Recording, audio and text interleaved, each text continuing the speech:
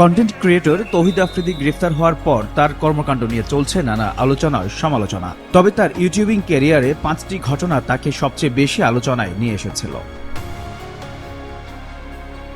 এর মধ্যে সবচেয়ে বেশি সমালোচনা হয় চিত্রনায়িকা দিঘিকে নিয়ে। তাদের দুজনকে প্রায় একসঙ্গে দেখা যেত, তাই প্রশ্ন উঠেছিল তাদের মধ্যে কি সত্যি প্রেম। বেশ কিছু ছবিতে তাদের দেখা যায় রোমান্টিক ভঙ্গিতে।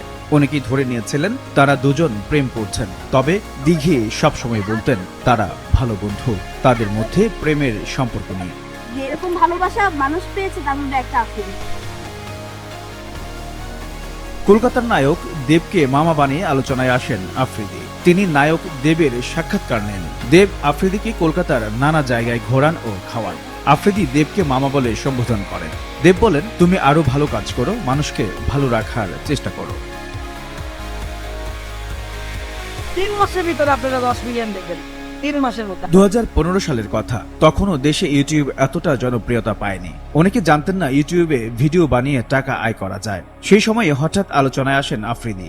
একের পর এক নিজের নামের ইউটিউব চ্যানেল থেকে ভিডিও পোস্ট করে রাতারাতি তারকা বনে যান তিনি। 2 বছরেই তার চ্যানেলে সাবস্ক্রাইবার হয়ে যায় 10 লাখ। সে সময়ে বেশ আলোচিত ঘটনা ছিল এটি। আল্লাহ তাআলা চাইছে আমার 6 মিলিয়ন হইছে ইনশাআল্লাহ। গত বছর হঠাৎই খবর ছড়িয়ে পড়ে রাইসা নামের এক তরুণীকে বিয়ে করেছেন আফ্রিদি। এই প্রসঙ্গে তিনি জানান তার বউ রাইসা নন, রিসাকে বিয়ে করেছেন। সম্পর্কে রাইসা আর রিসা যমজ বোন। এ নিয়ে সামাজিক যোগাযোগ মাধ্যমে অনেকেই লিখেন শালিকাকে বিয়ে করেছেন আফ্রিদি।